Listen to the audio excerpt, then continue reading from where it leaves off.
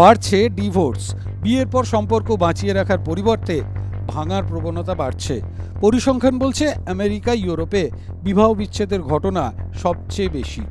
অন্যদিকে ভারতে বিবাহ বিচ্ছেদের ঘটনা অপেক্ষাকৃত কম। তবে বিবাহ বিচ্ছেদ হলে স্বামীর কপালে দুঃখ অনিবার্য। স্বামীর রোজগার কম থাকলেও স্ত্রীর জন্য খোরপোশ দিতে হবে স্বামীকেই, এমনটাই জানাচ্ছে এলাহাবাদ হাইকোর্ট। দেখুন, ডিভোর্স হওয়া বা না হওয়া ব্যাপারটা তো পুরোপুরি নিজস্ব একটা পারিবারিক ডিসিশন থাকে। বাট আমার যেটা মনে হয়, যখন একটা সম্পর্ক ছিল এবং একটা দায়িত্ব ছিল এবং একটা দায়িত্ব আমি যখন নিয়েছি, তখন সেটা কোনো একটা পার্টিকুলার কোনো কেস ফাইল করলাম, ডিভোর্স ফাইল করলাম, তার সাথে সাথে পুরোপুরি শেষ হয়ে যায়। তারপরেও কিছু দায়িত্ববোধ একটা মানুষের প্রতি থেকে যায়। এবং সেক্ষেত্রে আমার মনে হয় যে ইনকাম কম হোক বেশি হোক, যতটা সম্ভব একজন মানুষের পক্ষে, তো সেটা তার ওয়াইফকে সে সাপোর্টটা কিছুটা হলেও করা উচিত। মানে এখন যদিও পুরুষ মহিলা দুজনেই স্বাবলম্বী, সবাই কাজ করেন বা কিন্তু একটা থেকেই যায়, একজন অপরজনের প্রতি একটা মানে কিছুটা হলেও ভরসা থেকেই যায়। আর সেই ভরসার দিক থেকে দেখতে গেলে আমার তো মনে হয় ডিসিশনটা ঠিকই, যে কিছুটা তো একে অপরের পাশে দাঁড়ানোই উচিত। সে আমরা সঙ্গে থাকি না থাকি যাই হোক না। প্রথম কথা, ডিভোর্সটা সলিউশন নয়।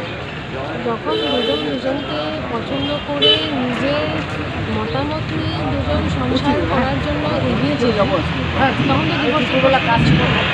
এবার সংসার করার পর যদি মনে হচ্ছে দুজন দুজনের সঙ্গে থাকতে পারবে, দুজনেই ইনকাম করছে, দুজনেই চাকরি করছে, সেখানে স্বামীর যদি সত্যি জেনারেলি খুবই ইনকাম কম হয় আর সেই ক্ষেত্রে সে যদি সামর্থ্য না থাকে কিছু দেওয়ার, তখন আমার মনে হয় ফোর্স করা উচিত।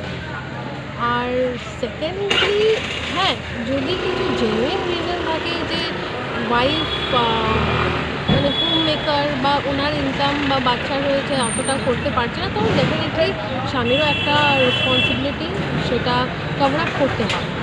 তো বিয়ে হয়ে গেল, তারপর ডিভোর্স হয়ে গেল, সেটা কাগজে কলমে করা, কিন্তু সেই যে সম্পর্কটা সব কিছু ছিন্ন বিচ্ছিন্ন একসঙ্গে একবারের মধ্যেই হয়ে যায় না। রিলেশনটা কখনো থেকেই যাবে কোথাও না কোথাও। তার জন্য তারপর ডিভোর্সের পরেও দুজন দুজনকে টেনে তোলার একটা দুজনেরই একটা দায়িত্ব থাকে। আজকাল এই মানিটারি ব্যাপারটা নিয়ে সম্পর্কগুলো সব কিছু ভেঙে যাচ্ছে, কারণ প্রত্যেকের মধ্যে ভালোবাসা নেই, হৃদয়ের মানে সম্পর্কটা নেই, বা স্যাক্রিফাইসিং ব্যাপারটা নেই। প্রত্যেককে মানে ছাপিয়ে যেতে চাইছে, কি পুরুষ কি মেয়ে।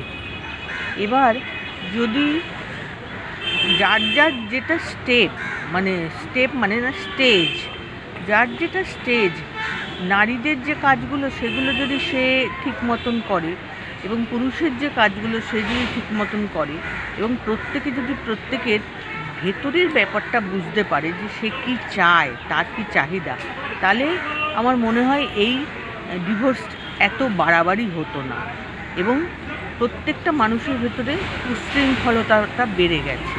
এই উচ্ছৃঙ্খলতাটা যদি কমে যায়, এটা মানিটারির দিকে গেলে আরও উচ্ছৃঙ্খলতাটা বাড়বে, এইটুকুই আমি বলতে পারি। স্ত্রীর খরচা মানুষ দিতে বাধ্য। হ্যাঁ, যদি স্ত্রীর কোনো পয়সা না থাকে, কোনো ইনকাম না থাকে, স্বামীর যত অল্পই আয় থাক, হ্যাঁ, তা থেকে সে কিছু টাকা অন্তত তার খাবার জন্য, তার বাঁচার জন্য তাকে দিতে বাধ্য।